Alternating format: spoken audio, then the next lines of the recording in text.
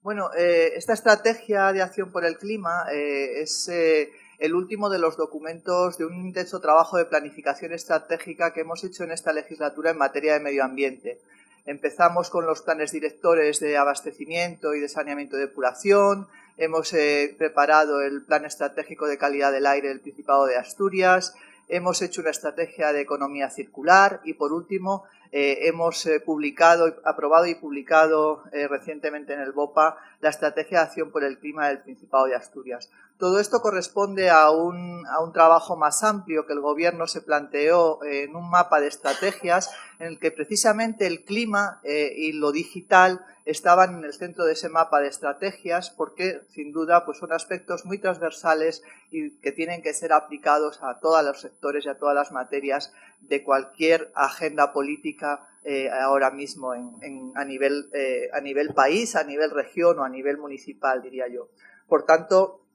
esta estrategia recoge, como luego presentaré, pues aspectos que tienen, que desde luego superan el medio ambiente y que tienen un carácter de transversalidad en la agenda del Gobierno. Todo empezó con una declaración de emergencia climática que hizo el Consejo de Gobierno en noviembre de 2021 y la estrategia ha estado pilotada siempre desde la Comisión de Coordinación de Acción por el Clima, que fue pues una comisión interdepartamental que se creó también en el año 2021 y en el que forman parte la mayor parte de los departamentos del Gobierno, porque, como digo, pues esto no va solo de medio ambiente, va de salud, va de turismo, va de ordenación del territorio, va de transporte, va de energía. Es decir, que esa comisión de alguna forma validó pues esa transversalidad que le quisimos dar a la estrategia. Al final, como digo, se aprobó en Consejo de Gobierno en marzo de este año y se ha publicado recientemente en el BOPA por la planificación que tienen de publicar los documentos en el boletín. La estrategia, como todas las demás estrategias, marcan una agenda 2030 y en este caso pues son 125 medidas las que están incorporadas en la estrategia. Realmente nosotros lo que hacemos con la Estrategia de Acción por el Clima es intentar contribuir a una agenda más amplia que es la que tiene la Unión Europea dentro de los acuerdos de París y que está trabajando intensamente en forma del paquete Objetivo 55, que es donde van a reflejarse los compromisos a nivel de todos los países de la Unión Europea. En ese objetivo 55, que es realmente lo que está marcado como reducción de emisiones netas a 2030 para caminar hacia esa descarbonización que Europa quiere conseguir en 2050, pues hay una serie de medidas que tienen que ver pues con la recomposición del comercio de derechos de emisión, que como sabéis pues es el que afecta a todas las empresas que tienen una asignación de derechos y que a partir de las emisiones que generen pues tendrán que recurrir a comprar derechos en el mercado de derechos de emisión y ese mercado de derechos de emisión pues tiene como novedad en el paquete 55 algo que es muy que está muy relacionado con la jornada de hoy y es que se incorpora al régimen de comercio de derechos de emisión por primera vez las emisiones del transporte y las emisiones del sector residencial, lo cual, pues como podéis comprender, con un sector del transporte muy basado en combustibles fósiles y con un parque edificatorio en el que las actuaciones o las instalaciones de calefacción y de climatización pues también tienen un peso importante en las emisiones de gases de efecto invernadero, pues eso va a tener sin duda un impacto social muy importante. Ese impacto la Unión Europea trata de amortiguarlo con la creación de un fondo social para el clima que estaría financiado con los ingresos del mercado de derechos de emisión. Por tanto, yo creo que a nivel de la Unión Europea el objetivo, el rumbo está marcado y esto va a tener también consecuencias, por lo tanto, también vamos a tener que adaptarnos a esa legislación que nos viene de Europa. En España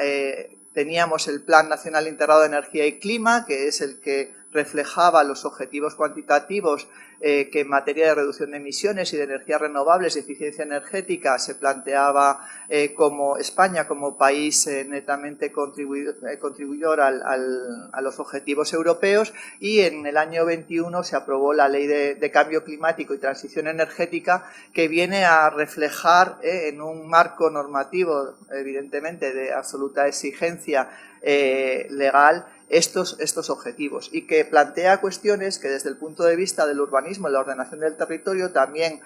no podemos perder de vista, como es la obligación de integrar los riesgos derivados del cambio climático en la planificación y en la gestión de todas las políticas sectoriales. Y cuando hablamos de políticas sectoriales, la propia ley ya apunta a la planificación hidrológica, a la planificación de la costa, a la planificación territorial y urbanística, a la edificación o a las infraestructuras de transporte, entre otras. Por tanto, el hecho de tener que en cualquier instrumento de planificación incorporar la cuestión de los riesgos derivados del cambio climático ya nos pone en la pista de que este es un tema que vamos a tener que tratar como una base de cualquier política. La estrategia de acción por el clima se plantea 4 objetivos, que son 4 objetivos muy generales, pero que de alguna forma marcan toda la actuación de las 125 medidas que incorpora. El primer objetivo, como no puede ser de otra manera, va enfocado a la mitigación, a esa contribución a la reducción de emisiones que como región, aunque no sea un objetivo vinculante como región, contribuimos al objetivo vinculante como país. Y en ese sentido lo que hemos hecho ha sido poner un objetivo que sea un objetivo ambicioso, aunque realista, como luego comentaré, que es el mismo objetivo que se marca Europa, es decir, un 55% de reducción de las emisiones en Asturias en 2030 respecto a 1990. Es un objetivo más ambicioso que en España, porque en España realmente el objetivo es reducir las emisiones un 23% en el año 2030. Luego matizaré por qué nosotros podemos ir a un objetivo como el 55% cuando España se plantea el 23%, aunque lo está revisando probablemente al alza. Otra de los objetivos que plantea la Estrategia de Acción por el Clima asturiana es integrar esa variable climática en los instrumentos de planificación y en las políticas sectoriales, tal como establece el mandato de la Ley de Cambio Climático, con el fin de mejorar la adaptación al cambio climático. Yo creo que hablar de adaptación al cambio climático cuando tenemos delante una jornada de urbanismo y ordenación del territorio es realmente el gran reto que tenemos por delante, porque la mitigación, yo creo que todos estaréis de acuerdo conmigo, que son objetivos que todos tenemos ya en la cabeza, porque son objetivos de reducción de consumos energéticos, de mejorar la eficiencia. Nos toca el bolsillo, nos toca la autonomía energética, que con este nuevo marco geopolítico en el que estamos, con la guerra de Ucrania, pues todos hemos sido muy conscientes de la importancia de la autonomía energética y de ser capaces de tener esa soberanía que nos permita no depender de países que pueden ser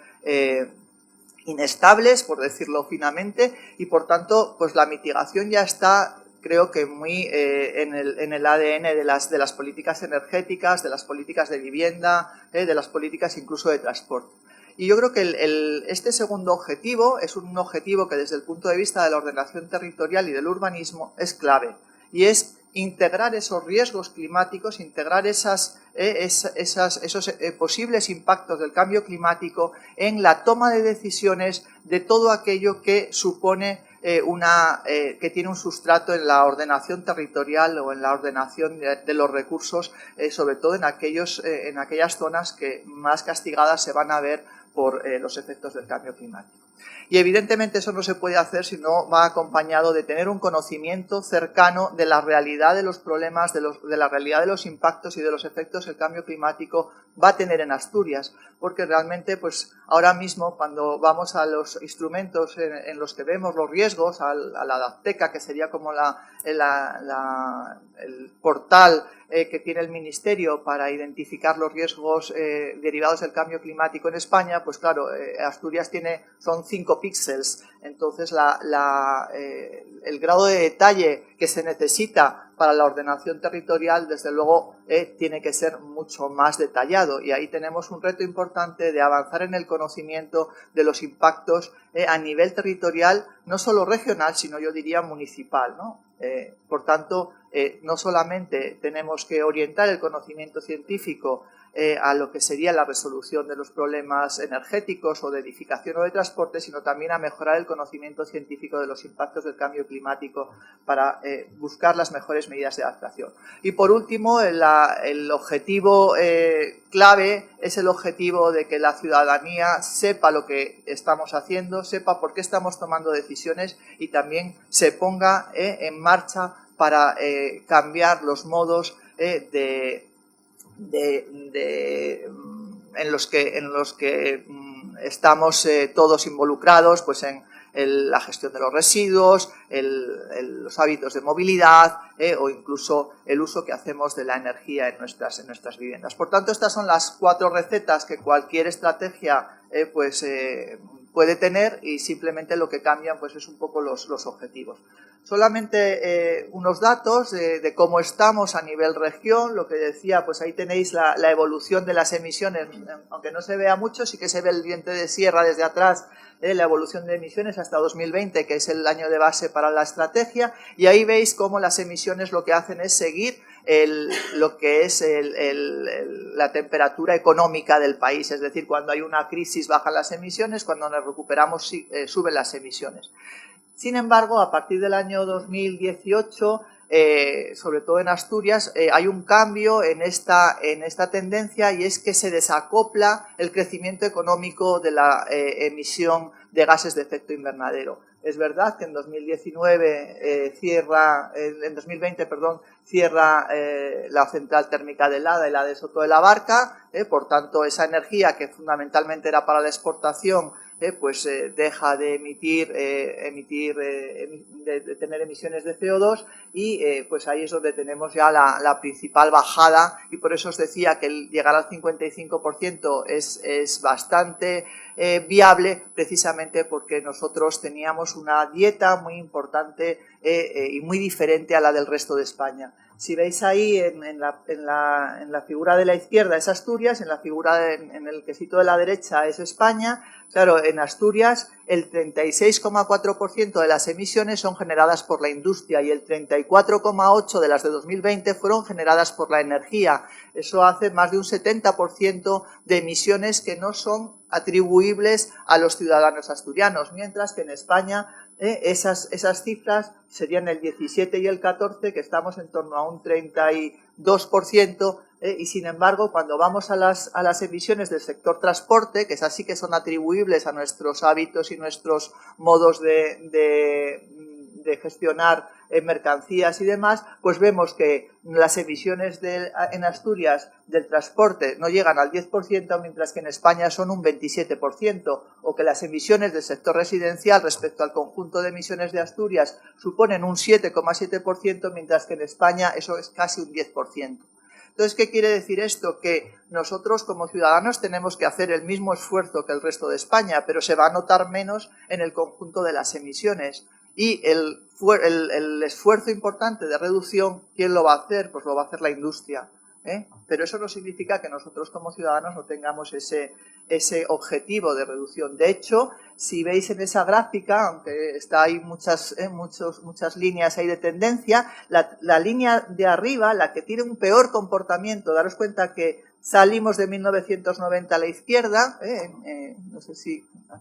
me voy de la gráfica, no sé si puedo. Con el cursor no se va a ver. Salimos de 1990 a la izquierda, y todo lo que está por encima de la línea de 1990 son emisiones. ¿Cómo han aumentado las emisiones? Pues como veis, las emisiones que más han aumentado han sido las emisiones del sector residencial y las emisiones del transporte. Por tanto, es fácil relativamente que Asturias reduzca sus emisiones de la industria y de la energía, pero probablemente no será tan fácil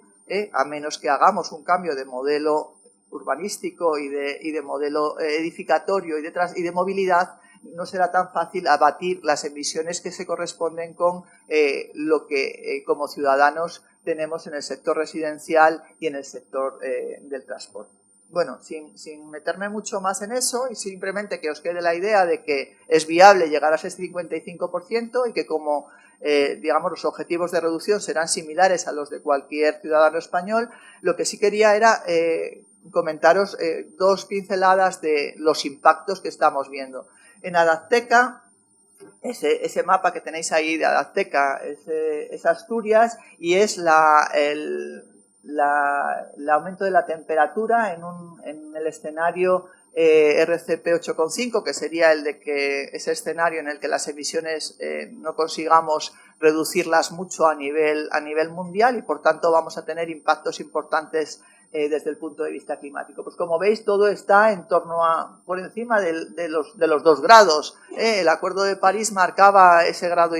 como una temperatura, digamos, de estabilidad del planeta. Pues en Asturias, a horizontes de largo plazo, estamos siempre por encima del 1,5 grados de aumento de temperatura. Y si vemos las temperaturas máximas en verano, que es la gráfica esa que tenéis ahí a la izquierda, simplemente que veáis que ahí estamos por encima probablemente de 3 grados en temperaturas extremas, en temperaturas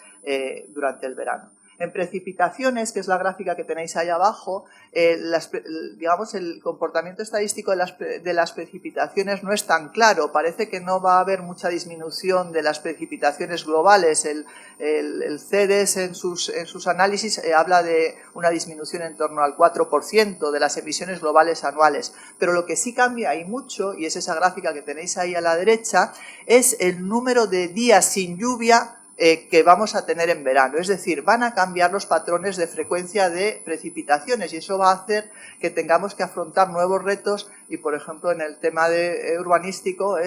tengo a Sañudo diciendo que sí, ¿no? El tema urbanístico, el tema del agua, del saneamiento, de hacer frente a esas trombas de agua que llevan la mayor contaminación además a las redes de saneamiento, pues supone un reto importante y un cambio también que tendremos que afrontar en el futuro, no solamente desde el punto de vista del abastecimiento, que evidentemente pues vamos a tener escenarios en los que los recursos hídricos se van a ver muy afectados, sino también desde el punto de vista del saneamiento y de la evacuación de esas tormentas intensas que ya estamos viviendo cada vez más frecuentemente. Y si nos vamos a la costa, el aumento del nivel del mar en el Cantábrico ya se está viviendo. Ahí tenemos del orden de los 3 milímetros anuales de incremento medido ya por las boyas que tenemos de observación en el Cantábrico y en los escenarios, simplemente porque veis los colores, pues los colores verdes y amarillos son, digamos, de escenarios de aumento del nivel del mar importante a final de siglo. Eso quiere decir que en el frente litoral, en escenarios en los que hay aumento del nivel del mar, hay mareas grandes y coincide además, tenemos grandes ríos, o sea, nuestros principales ríos, pues al final están en zonas de puerto, en villas costeras, pues vamos a tener que hacer frente a fenómenos litorales de impacto del cambio climático cada vez más frecuentemente y cada vez más agresivos. Por tanto, cuando vemos los efectos de un aumento de la temperatura, pues vamos a tener el problema de islas de calor en las ciudades, vamos a tener el incremento de necesidades de riego, o vamos a tener que hacer frente a esos problemas de abastecimiento o de evacuación de aguas pluviales en esos fenómenos meteorológicos tan agresivos. Vamos a tener también en el litoral, como os decía, pues esas inundaciones probablemente y esa pérdida de playas que pueden ser también un problema para el turismo, cambio en la disponibilidad del agua, problemas de erosión, etcétera. Por tanto, pues eso hace pensar que el modelo territorial evidentemente tiene que incluir todo esto en la planificación y tiene que tenerlo en cuenta, porque si no, pues lo que vamos, si nos empeñamos en seguir con un modelo en el que no tengamos en cuenta esos riesgos, pues lo que tendremos que hacer frente es a cada vez más consecuencias económicas de reparar todo lo que los temporales y los frentes meteorológicos nos lleven por delante, ¿no? Bueno, volviendo a la estrategia, nosotros dentro de la estrategia lo que nos hemos planteado es que teníamos que actuar de forma transversal, como os decía, en varios ámbitos, ¿no? En el ámbito, evidentemente, de conseguir descarbonizar la energía, el sector energético. Eso implica no solamente sustituir por renovables toda aquella capacidad que estamos dejando de tener a nivel regional, sino también el tema de almacenamiento,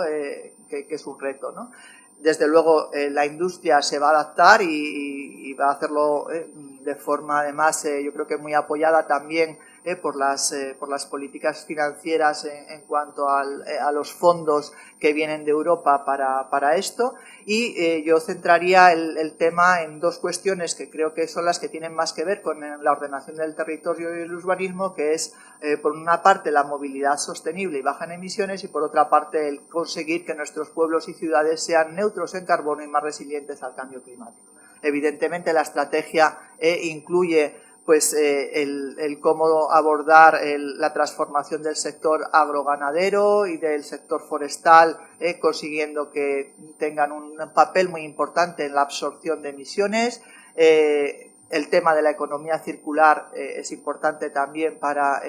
pues no solamente reducir la presión del consumo de recursos, sino también reducir las emisiones derivadas de un modelo que en Asturias ha estado muy orientado al depósito en vertedero de los residuos y, por tanto, muy impactante en el tema de las emisiones. Y luego, pues esos tres ejes transversales que tienen que ver con el conocimiento y la innovación, con la gobernanza climática y con esa ciudadanía en acción por el clima, formada, informada y que se anticipa a los riesgos. Simplemente por dar unas pinceladas de las medidas que tienen que ver con la movilidad, pues los objetivos ahí están en reducir las emisiones de gases de efecto invernadero en un 30% en el sector transporte, garantizar pues esa accesibilidad sin incrementar la movilidad, ¿no? Cambiar el modelo territorial urbano para minimizar la demanda de movilidad de personas y mercancías, y también, cómo no, adaptar las infraestructuras, puesto que, como digo, como va a haber más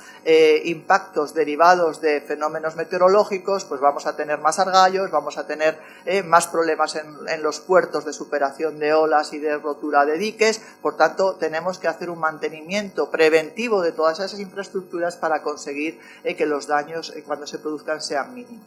Y en el tema de lo que son el urbanismo y la edificación, pues el objetivo, además de reducir también en un 30% las emisiones del sector residencial, básicamente lo que pretendemos en la estrategia, o lo que hemos puesto en el foco en la estrategia, es orientar un modelo urbano hacia ese modelo de ciudad compacta, cohesionada, multifuncional, que sea resiliente a los efectos del cambio climático. Y por otra parte, también pues ese seguir insistiendo en implicar a la ciudadanía en el cambio de uso de la energía en los edificios, para diseñar esas políticas que permitan también esa transformación anticipada para reducir las emisiones. Como comentaba, esto tiene que venir acompañado también de una mejora del conocimiento, y en lo que se refiere ya a medidas concretas, en el tema de movilidad, esa transformación del modelo de movilidad pues pasa por seguir insistiendo, que a mí me preocupa mucho las cosas que oigo de las nuevas corporaciones, cuando oigo que vamos a cambiar y que vamos a parar las zonas de bajas emisiones. Vamos a ver, señores, las zonas de bajas emisiones es un mandato de la Ley de Cambio Climático, y por tanto nosotros no solamente los ayuntamientos de más de 20.000 habitantes van a tener que hacer esas planificaciones, esas zonas de bajas emisiones, sino que la idea sería que incluso tuviésemos un plan de movilidad a nivel pues del área metropolitana central, a nivel, digamos, supramunicipal incluso, ¿no? Por tanto, pues ahí tendremos que seguir apoyando a los municipios asturianos para poner en marcha esos planes de movilidad y para impulsar esas zonas de bajas emisiones, ¿no? Eso también, digamos, puede ser extendido no solamente a los municipios, sino a grandes centros en los que se concentren muchos desplazamientos, hablamos de hospitales, de universidad, etcétera, por tanto todo contribuye. Y luego, bueno, también estaría dentro de las medidas pues un poco el impulso a las infraestructuras de conexión que permitan la intermodalidad y la llegada, digamos, o el cambio de formas de transporte en las ciudades, ¿no? Es evidente que tenemos que descarbonizar el sector del transporte y que eso seguramente pasará por la electrificación en lo que es los vehículos de uso domiciliario, pero eso implica, pues, a nivel de ordenación del territorio, pues cómo vamos a desplegar esas redes de cargadores y de electrolineras en el territorio para ser capaces de dar respuesta a la autonomía de la conducción eléctrica, ¿no? Y en lo que decía, en el ámbito de las medidas de aumento de la resiliencia de las infraestructuras, pues ahí sobre todo pasa las medidas por esos planes de conservación y mantenimiento de infraestructuras viarias, portuarias, que supongan una menor vulnerabilidad ante los impactos del cambio climático, una mayor resiliencia. En el ámbito del urbanismo, de lo que sería el modelo urbano, tenemos que ir a la línea de la estrategia, como no puede ser de otra manera, va hacia la promoción de ese modelo urbano bajo en carbono, ¿no? Y esto, pues como decía Sonia, trabajando muy codo con codo con la Dirección General de Urbanismo y Ordenación del Territorio, pues la propia LOITA, la propia Ley de Ordenación del Territorio que está elaborando ese departamento, ya está incluyendo también estos enfoques de mitigación y adaptación, como no puede ser de otra manera, en la ordenación, ¿no? Y de hecho pues ya ha hecho alguna modificación para facilitar en que se pongan energía solar fotovoltaica en los tejados, etcétera, con lo cual es un ámbito en el que vamos a tener que trabajar muy codo con codo. Pero también yo creo que necesitamos avanzar en la incorporación también de instrumentos de planificación en los que ya empecemos a tener criterios que incorporen, pues eso, los mapas de vulnerabilidad, los mapas de temperatura, los mapas de riesgo de inundaciones. Ya se hace, por ejemplo, en los planes, pues todo lo que serían los mapas de inundaciones de la Confederación. Bueno, pues ese tipo de instrumentos, esa cartografía de riesgos, tiene que acompañar también a la ordenación del territorio. Y desde luego en el tema del agua, y es una política que ya nos cae a nosotros dentro de la política medioambiental, pues en los planes directores, como decía, pues ya hemos puesto un poco las bases para reforzar el sistema de abastecimiento frente a los escenarios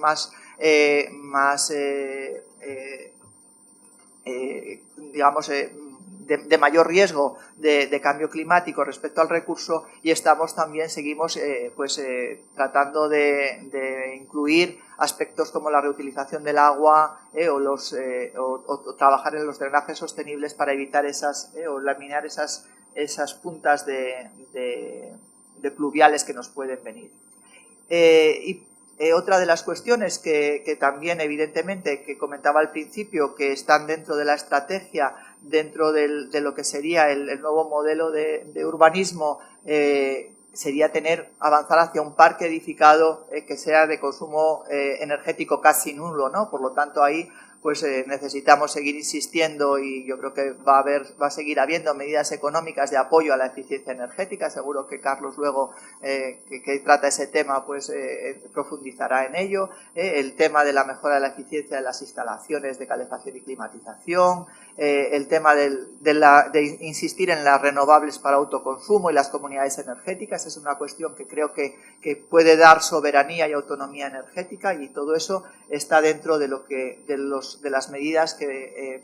nosotros hemos diseñado para este objetivo. Y por último, lo que decía, yo creo que el tema de la adaptación al cambio climático va a ser el caballo de batalla de la planificación a todos los niveles, tanto en planes sectoriales como en planes generales, como en cualquier planificación que tenga el territorio como base. y ahí, digamos, tenemos que ser capaces de prevenir los riesgos y mejorar la adaptación de nuestros pueblos y ciudades y también del entorno natural, aunque no lo tenga aquí, esté en otro eje, como es el del medio natural, a esos impactos del cambio climático. Por tanto, creo que además del plan de adaptación de los puertos en el que hemos trabajado y que ya está listo para su aprobación, pues tendremos que seguir elaborando un plan para la defensa de las zonas, un plan de adaptación como defensa de las zonas costeras. Tenemos algunos proyectos piloto en los que estamos trabajando para testar medidas de adaptación. Tenemos que, digamos, aplicar esas opciones y medidas de diseño urbanístico que reduzcan la exposición a los riesgos climáticos y la vulnerabilidad de sus habitantes. Tenemos que desarrollar esas herramientas que faciliten en lo que son los proyectos arquitectónicos o en los proyectos urbanísticos la identificación de los riesgos y la respuesta en la planificación y en definitiva pues tenemos también incluso pues a nivel hemos visto pues el tema de los riesgos, por ejemplo, de incendios o de las variables de otras variables climáticas que tendremos que ir integrando en toda la planificación.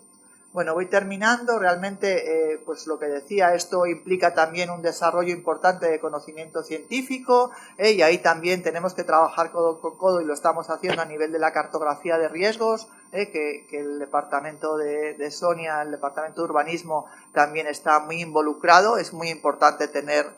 tanto para los promotores de planes como para los promotores, cualquier promotor de cualquier proyecto, pues tener esos mapas que le permitan identificar cuáles son los riesgos y tener las mejores respuestas, ¿no? Y desde luego, pues para esto es importantísimo actuar a todos los niveles, es decir, no solamente desde el gobierno regional, sino que aquí los ayuntamientos tienen mucho que decir en la adaptación al cambio climático y en la transformación del tejido urbano y del tejido alrededor de lo urbano, ¿no? Por tanto, en el tema de gobernanza tenemos que seguir trabajando e insistiendo en las mejores herramientas, ¿no? Y por último, pues bueno, pues hay que también trasladarle estos mensajes a los ciudadanos, primero para que entiendan las decisiones que tomamos y segundo para que actúen, ¿no? Y solamente quería acabar con dos cuestiones que la Ley de Cambio Climático incorpora y que dejo aquí porque yo creo que es importante también cuando pensamos que las leyes pues ya no se empiezan a aplicar. El artículo 21 de la Ley de Cambio Climático y Transición Energética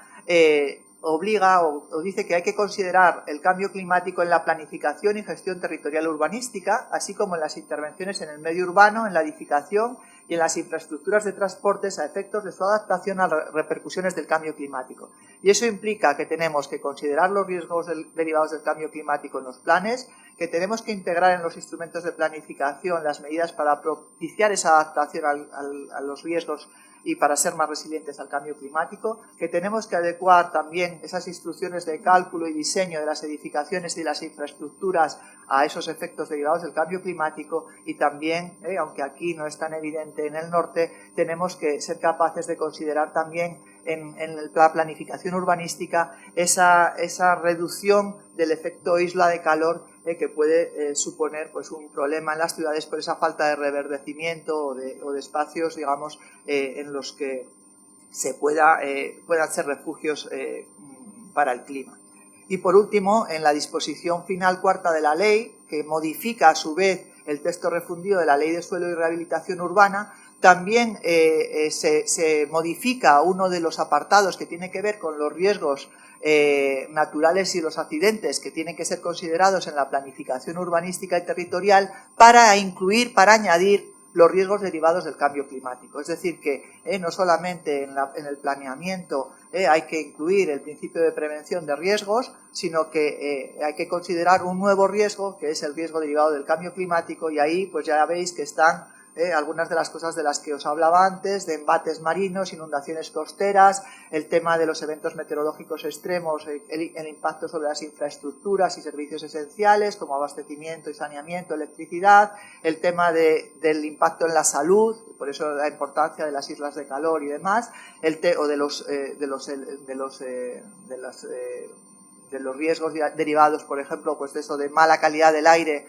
porque tenemos muchos días de estabilidad atmosférica y inversión térmica, y esa boina de contaminación se nos queda en la ciudad y nos afecta a la salud. Los riesgos asociados pues a la pérdida de biodiversidad o a los incendios, ¿no? Que son cuestiones que yo creo que todos tenemos muy presentes, ¿no? Pues nada más, yo creo que esta hoja de ruta 2030 son medidas que nos afectan, digamos, a todos los sectores, que pretenden ser la contribución de Asturias en el tema de mitigación a ese compromiso de los acuerdos de París de no aumentar la temperatura más de 2 grados. Y que desde luego pues suponen, yo creo que el gran reto, más allá de la mitigación, el gran reto que tenemos en la ordenación del territorio, en el urbanismo y en la edificación, pasa por incluir ese análisis de riesgos climáticos y planificar, tratando de que lo que hacemos sea cada vez menos vulnerable, más resiliente al cambio climático.